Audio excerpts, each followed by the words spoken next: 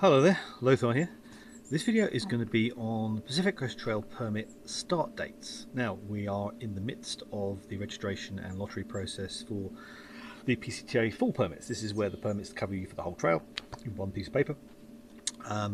Do not worry, if you're unlucky in these lotteries, you can still hike the Pacific Crest Trail on individual permits, and certainly for Northbound you can hike on as few as 3. So I'll cover that particular subject in a different video.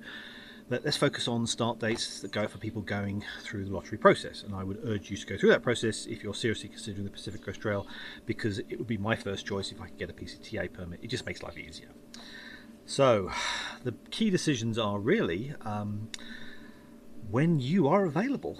I think that's probably going to be the single most important variable, from work commitments, personal commitments, or educational commitments.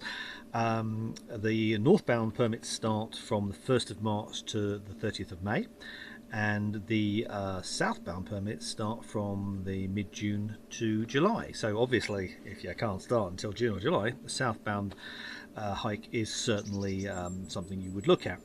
But don't look at Southbound as being the alternative if you can't get a Northbound permit, because why shift your hike by 3 months if you don't really have to, because you can still hike, as I said, you can still hike on local permits.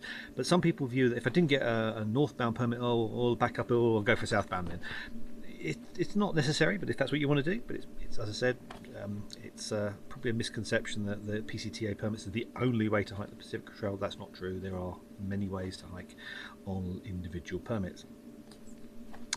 So let's go through the Northbound. Let's think about the Northbound options from the Mexico border to Canada. Now, the things to consider there, let's go for the start of the season, so March. Well, you can expect some colder weather, you can expect some snow around the mountains, certainly early on.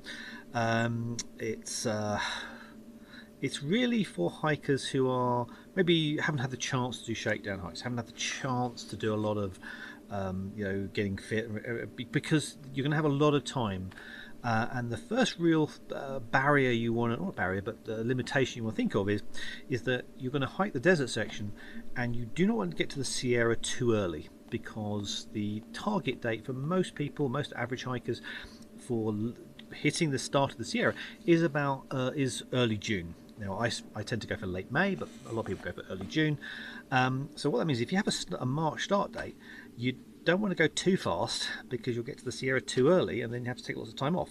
So that's why the March start date is for people taking it easy, but it's also ideal for people who know probably early on they've got to take time off, or maybe work commitments or graduation ceremonies or weddings or something like that. It's really for people who are just need the extra time, and because they're going to be on trail for longer, they're probably going to have to budget a bit more. But in general, the March start dates are certainly early March are for people who are just time constrained, just probably can't get ready, and they just got to get trail fit on the trail and take their time, and that's a lot of people do that. Late March, you're starting to get to a situation where you're hitting the mid-season. Obviously, April is the ideal mid-season, where you've got a bit of everything in terms of you've got average weather, you've got reasonable time to get up to the Sierra, get through start of June. It is the most popular for what I would call the average hikers, who maybe have done some trail preparations, got the gear relatively sorted. They're not going to take too much time off trail, but again, they're going to build up slowly. But if we go to the May situation, that's the situation where you want to get fitter. You want to have fitter hikers in that scenario. Certainly in late May, because you're going to be wanting to get through the desert quick. You're probably going to have to night hike. You probably want to get as fast north as possible to catch up the April starters and the March starters. You don't want to you want to try and avoid or get ahead of the forest fire situations or the season in Oregon and Washington. And for May starters, that's really tricky, because you're starting relatively late, and it's more for the faster hikers. Now, I started May 24th this year, and I got through, but I am a relatively fast hiker, and I start trail fit. So I think everyone of what I would consider to be an average hiker would probably be looking at the April start. The other factors to consider are in terms of your hiker style, in terms of Are you going to be going for an ultralight scenario, what I call an uber light? Are you going to be basically effectively carrying a tissue and living with the fact you're going to have lots of like discomforts because you're not carrying a lot of gear? Or you're going to be one of these lightweight hikers where you may be an average hiker but you've invested in some lightweight gear, or are you going to be someone who, I don't know, preparing for the end of the world and the zombie apocalypse and carrying everything by the kitchen sink? On trail you'll meet everybody, examples of all those scenarios, and there's going to be probably a process of people who are going to be shedding gear as they're going along, so they realise they don't need it, or buying new gear or change swapping things out that haven't worked. If you are what I would call a hiker that likes their comforts and heavily loaded, and you, as a result, you're probably going to be banking on fewer miles, then again a March start date would be good. But you probably don't want to be heavily loaded and going slowly with a May start date. So again, factors to consider. If you want a relaxed time and lots of gear, obviously I would side towards the March start date.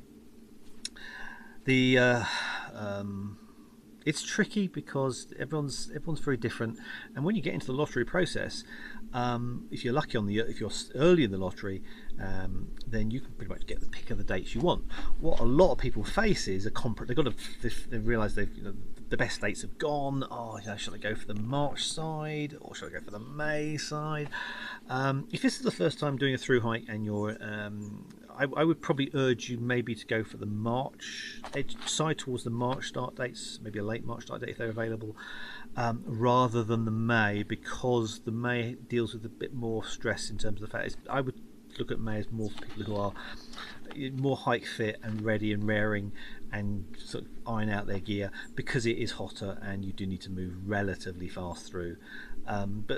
So I think, but in the first 2 weeks in May, I think most people can still deal with and cope with.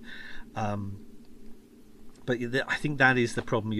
For people who don't get the date they dream of and they've got to compromise, I would avoid the very early March dates unless you're prepared to go slow, and I would avoid the late May starts unless you're prepared to go very fast. So it's kind of all coming to that nice little bell curve of April being the most popular, and then the sort of the tail enders of maybe a late March or an early May, a workable the average hiker. And I said I'd keep the first 2 weeks in March for the very slow people who want to go slow and take it easy, and the last 2 weeks in May for the people who want to go really fast or who can go really fast. Right, if you're going to do a Southbound, right, the problem with Southbound is getting to the terminus in early June, also late June, because of the snow.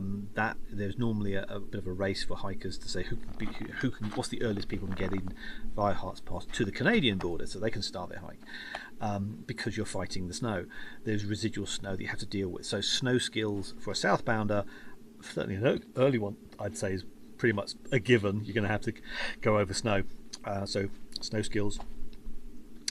Definitely for early Southbounders, I would urge, as I said before multiple times, treat it as a life skill. Every hike on the PCT, I think, should have exposures to snow and ice skills, and not try and avoid it if you can. But I do understand people are terrified by it, or just feel so uncomfortable they want to dodge it, in which case, if you're on a March start date, you've probably got more time to maybe do some diverts and go around. If you again, but you can't jump ahead too much on a March start date, because all you're going to be jumping ahead to is into more snow probably. So I think March start date is also probably good. Be prepared to learn snow skills, but I would say that's applied to everybody. When it comes to the Southbound, just all the general experiences, because there are fewer hikers, there's only 15 permits a day as opposed to 50 permits a day going northbound. Southbounders, you will have basically a more solo experience. You will have fewer hikers around you as a result. You will have probably dealing with probably some of the resorts closing early as you head down trail, whereas northbounders, it's much all the retailers are going to be open from earlier in the season, so the northbounders will have a better experience, certainly from all the stores being open, all the resorts being open, and also the trail magic is probably geared better towards the northbounders because the season is earlier, so the trail magic for southbounders might be good certainly for the early start, but as you tail towards the end and you're coming down to the Mexico border, certainly a lot of the stores and the trail angels are probably gearing down their activities. So I look at Southbound as much more of a solo experience, also less social experience.